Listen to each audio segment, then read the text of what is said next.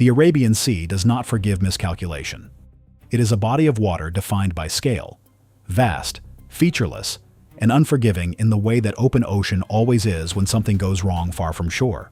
300 nautical miles southeast of the Iranian coastline, the carrier strike group moved through the pre-dawn darkness at a steady 12 knots. The massive nuclear-powered carrier at its center, surrounded by a constellation of escorts. 2 guided missile destroyers on the forward arc, a cruiser to the northeast, a fast attack submarine running silent 40 meters below the surface somewhere off the port quarter. The formation was not a defensive arrangement.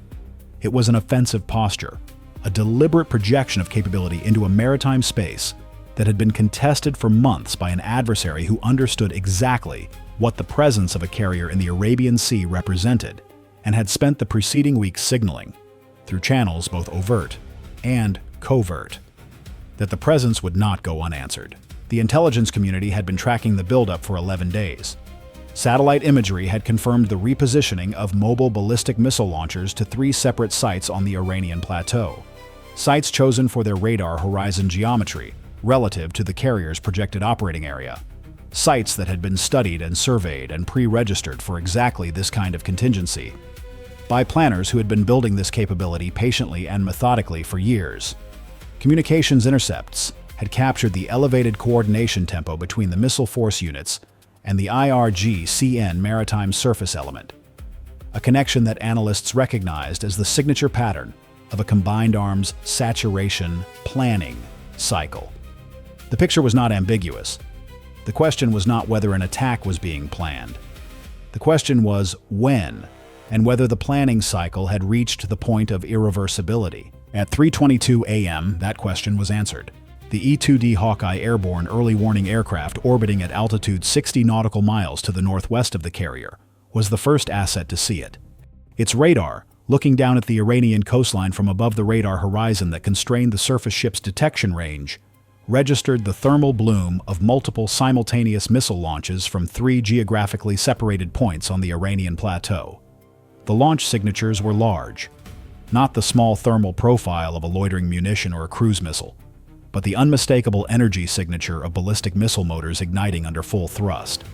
The Hawkeye systems processed the launch data in milliseconds and pushed the track data to the carrier strike group's common tactical picture, where every ship in the formation received the same information at the same moment.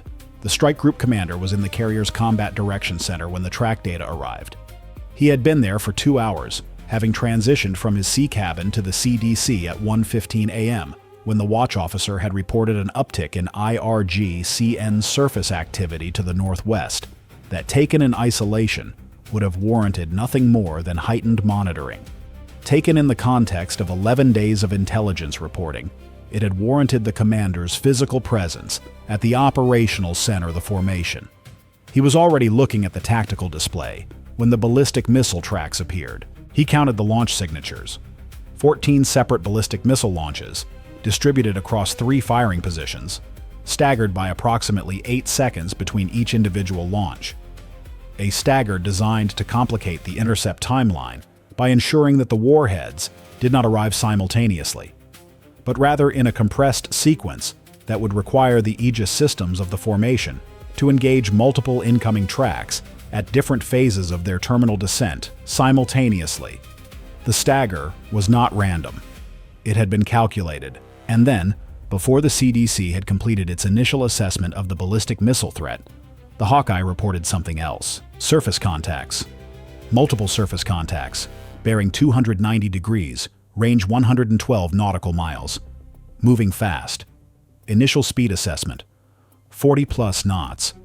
The contacts had been in a radar shadow created by a small island feature off the Iranian coast and had not been visible to the Hawkeye's surface search radar until they cleared the shadow. There were 19 of them, small, fast, low radar cross-section surface platforms approaching on a direct bearing to the carrier's position, and from 6 of the contacts, small additional tracks were separating, airborne, low, and fast, each one consistent with a launched loitering munition. The combined arms architecture of the attack was now fully visible. Ballistic missiles from the northeast, arcing through the upper atmosphere on terminal descent trajectories. Fast attack boats from the northwest, closing at maximum speed, each carrying its own complement of airborne munitions. The design intent was transparent to anyone who had spent time studying Iranian naval doctrine. The ballistic missiles were not expected to hit the carrier. They were expected to saturate the Aegis engagement capacity of the formation's SM-3 interceptors, to force the destroyers and the cruiser to commit their ballistic missile defense interceptors to the high-altitude threat, depleting the most capable long-range interceptor inventory at the same moment that the surface-launched drones arrived at the horizon of the shorter-range engagement envelope. It was a resource exhaustion problem, not a targeting problem. They were not trying to outshoot the carrier strike group. They were trying to outspend it. The strike group commander issued his engagement directive in 38 seconds. The formation would engage the ballistic threats with SM-3 from the cruiser and the forward destroyer, reserving the aft destroyer's SM-3 inventory for the secondary engagement if required. All SM-6 inventory across the formation would be held for the drone layer. ESSM and CIWS would handle terminal threats.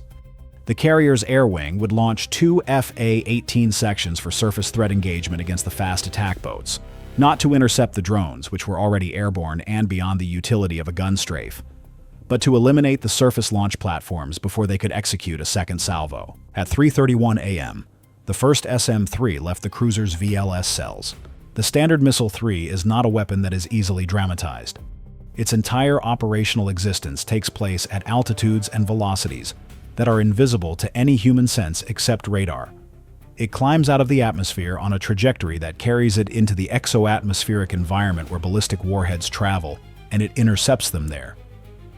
Above the sensory horizon of the ships below, in the cold and airless space where the physics of the engagement are governed entirely by mathematics and the precision of the infrared seeker, in the interceptor's kill vehicle, there are no exhaust plumes visible from the deck. There are no detonations visible to the naked eye. There is only the radar track, the inbound contact moving fast, the interceptor track rising fast, and then either the inbound contact continues or it does not. 4 SM-3 interceptors from the cruiser engaged the first wave of 4 ballistic warheads at altitudes above 100 kilometers. 3 intercepts were confirmed. 1 warhead continued on its terminal trajectory. In the CDC, the watch team registered the miss with the kind of focused professionalism that training produces. No panic, no paralysis. Immediate transition to the next decision. The surviving warhead was on a terminal descent, bearing that placed its projected impact point approximately 4 nautical miles ahead of the carrier's current position. 4 miles, at the carrier's current speed and the warhead's terminal velocity, represented a margin that was militarily survivable, but was not a margin that anyone in the CDC found comfortable. The forward destroyer's SM-3 battery had already been computing a backup intercept solution from the moment the initial SM-3 salvo was launched. The destroyer's Aegis system had been tracking the surviving warhead continuously, building and refining its intercept solution through the warhead's terminal phase. At an altitude of 31 kilometers and closing, the destroyer launched 2 SM-3 interceptors in a half-second interval, both connected. The warhead was intercepted at 17 kilometers altitude, directly above the carrier's projected position. The fragmentation debris from the intercept was not inert. A warhead intercepted at 17 kilometers still produces a debris field, and that debris field is moving with the momentum of the original warhead at terminal velocity, which is considerable. The carrier's electronic warfare systems had been tracking the intercept, and the ship's navigation officer had already begun a course correction to move the hull out of the projected debris cone. The correction worked. The debris pattern fell into the carrier's wake, not onto its deck. 3 kilometers to the northwest of the carrier's position, a section of warhead casing impacted the surface of the Arabian Sea and threw a column of water that was visible on the carrier's aft camera feeds as a brief white column rising from the black water and subsiding. Nobody in the CDC needed to be told what it was. While the ballistic engagement was reaching its resolution, the drone layer from the fast attack boats had closed to 80 nautical miles. 23 airborne tracks were now on the common tactical picture, 6 from each of the 3 primary launch boats that had deployed their full payloads. Nelly. And 5 additional tracks from 2 boats that had launched later, holding their ordnance until the ballistic engagement consumed attention.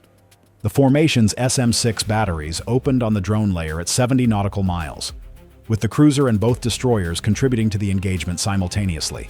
The SM-6's ability to engage low-flying targets is not a simple function.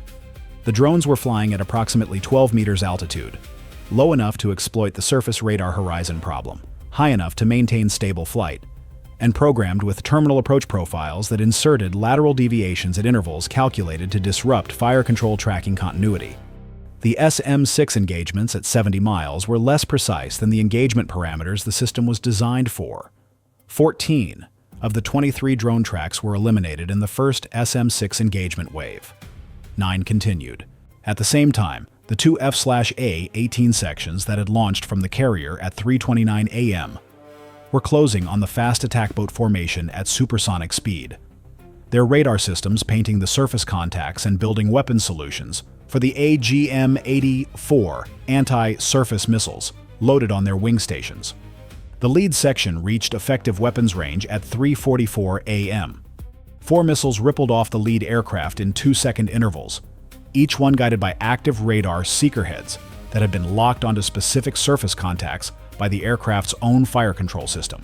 3 fast attack boats were eliminated in the first missile salvo. Their radar returns blinked off the surface track picture in rapid succession, each disappearing in the way that surface contacts disappear when their hull integrity is catastrophically compromised. And suffer not a gradual fade, but an abrupt erasure, the contact simply ceasing to be reportable because it had ceased to exist as a coherent platform. The wingman salvo took out 2 more. 5 of the 19 surface contacts were eliminated before the remaining 14 broke formation, scattering to individual course headings at maximum speed, attempting to complicate the aircraft's targeting geometry by dispersing the threat. The dispersion worked in the sense that it prevented a second clean salvo. It did not prevent the pursuit. The FA-18 sections divided targeting responsibilities and continued engagement on the fleeing contacts individually. The lead aircraft's pilot executing a tight turn that placed 2 more fast attack boats within weapons parameters. The engagement continued for 11 minutes after the initial salvo, at the end of which 8 additional surface contacts had been removed from the tactical picture. 6 fast attack boats reached Iranian territorial waters. They were not pursued. Meanwhile, the 9 surviving drone tracks had closed to 31 nautical miles from the carrier. The ESSM batteries on all 3 surface combatants were now engaged. The sky between the formation and the approaching tracks traced with the white smoke arcs of rapid sequence interceptor launches.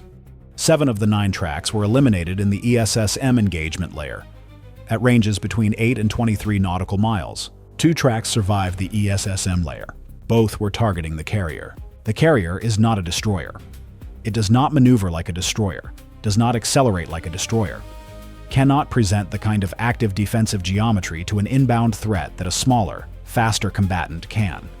What it has, beyond the SM-6 and ESSM coverage of its escorts, is its own CIWS mounts, 3 of them positioned on the flight deck sponsons and the island structure, and the physical reality that its sheer size makes a precise hit by a relatively small loitering munition a different proposition than it would be against a smaller hull. The structural mass of a carrier and the compartmentalization of its critical systems means that a munition impact that would be catastrophic to a destroyer may be survivable. Damaging, potentially seriously damaging, but survivable. None of this made the 2 surviving tracks any less urgent.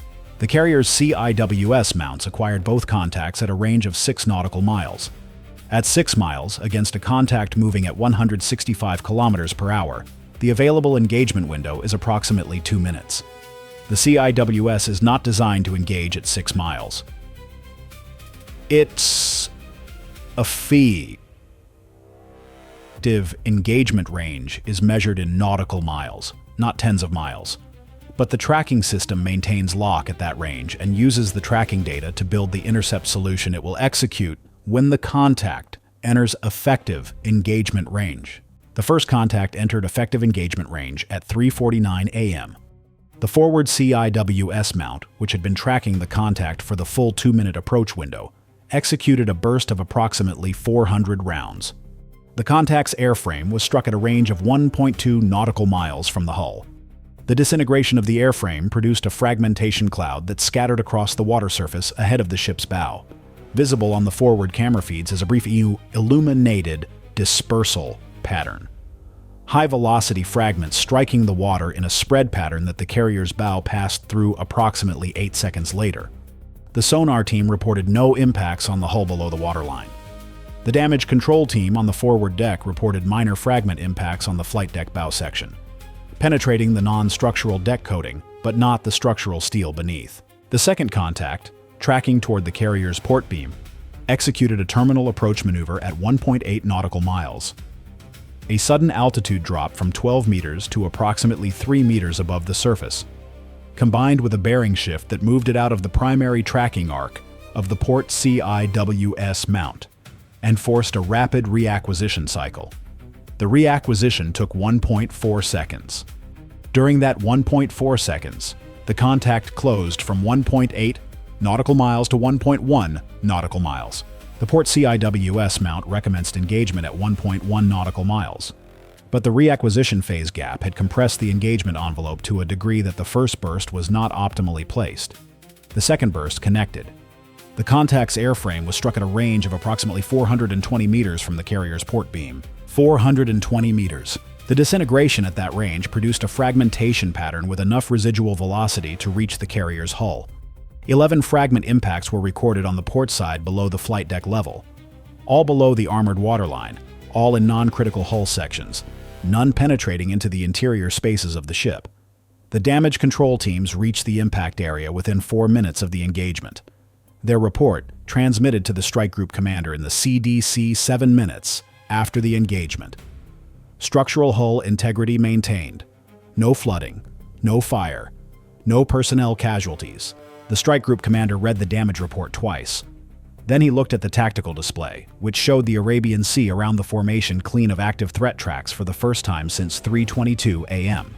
27 minutes of continuous combined arms engagement across ballistic, aerial, and surface threat domains simultaneously. The numbers were unambiguous in their scale. 4 SM-3 ballistic missile interceptors expended by the cruiser, 6 SM-3 interceptors expended by the forward destroyer, 31 SM-6 interceptors expended across the formation's surface combatants, 44 ESSM interceptors expended, 8 AGM-84 anti-surface missiles expended by the carrier air wing, 1,140 rounds of 20 millimeters through the carrier's CIWS systems. The replacement cost of the interceptor inventory expended in 27 minutes of combat. Approximately $112 million. The adversary's investment, by post-engagement intelligence assessment, was estimated at between $4 and $6 million. 14 ballistic missiles, 19 fast attack boats with their airborne munitions, the operational infrastructure, and the coordination overhead of a multi-domain attack executed simultaneously from dispersed positions. The ratio held. The ratio always held. 20-1, 30-1. The arithmetic of saturation attacks against Aegis-equipped formations was never in question. What was in question, what was always in question, was the magazine. The formation had expended a significant fraction of its long-range interceptor inventory, defending against an attack that had cost the adversary a fraction of what it cost to defend against. The carrier would need to return to a logistics support ship within 72 hours to reconstitute its escort's VLS cells. Until that reconstitution was complete, the formation's defensive depth was materially reduced. The adversary knew this. They had planned for it. The attack itself might not succeed, but the cost of defending against it was a victory of a different kind. Not tactical, but strategic. Measured not in ships removed from the battle space, but in defensive capacity, removed from the formation until the supply chain could restore it. The carrier turned into the wind at 4:15 a.m. to recover the A-18 sections. The aircraft landed in sequence, their pilots exhausted in the specific way that combat sorties produce exhaustion. Not the tiredness of physical labor, but the absolute cognitive depletion of 30 minutes of high-intensity decision-making. Under conditions where every decision had immediate, irreversible consequences. The deck crews brought the aircraft into the hangar bays, began the post-flight maintenance cycle, and started the reload process for the next cycle. In the CDC, the watch team was already building the after-action assessment. 11 fragment impacts on the port hull. Minor flight deck damage forward. No personnel casualties. Formation mission capable, with reduced defensive inventory pending logistics reconstitution. One carrier strike group, holding its position in the Arabian Sea. The sea was quiet now, in the specific way it becomes quiet after something has happened in it. Not the quiet of absence, but the quiet of aftermath. When the water has absorbed what it was given and closed over it without record. The formation continued its patrol. The watch rotation continued. The radar arrays continued their rotation. The submarine below continued its silent transit, undetected and undetectable. Its presence a reminder that the geometry of threat and counter-threat in this body of water was never fully visible to anyone looking at it from the surface. They had held. But holding is not the same as resolving. The adversary that planned this attack still existed, still had planners reviewing the engagement data, still had the industrial capacity to reconstitute what it had expended. The next attack would be informed by what happened in these 27 minutes. It would be planned around the defensive responses observed. It would look for the gaps revealed by the reacquisition delay on the port CIWS, by the one SM-3 miss in the initial engagement wave, by the dispersion tactic that complicated the aircraft targeting sequence. They had been studied. In defending, they had taught. The cost of the shield is not only measured in interceptors and dollars. It is measured in the intelligence that every defended engagement hands to the adversary who survives to analyze it. The formation held its position. The watch continued. The ocean held its silence and remembered everything.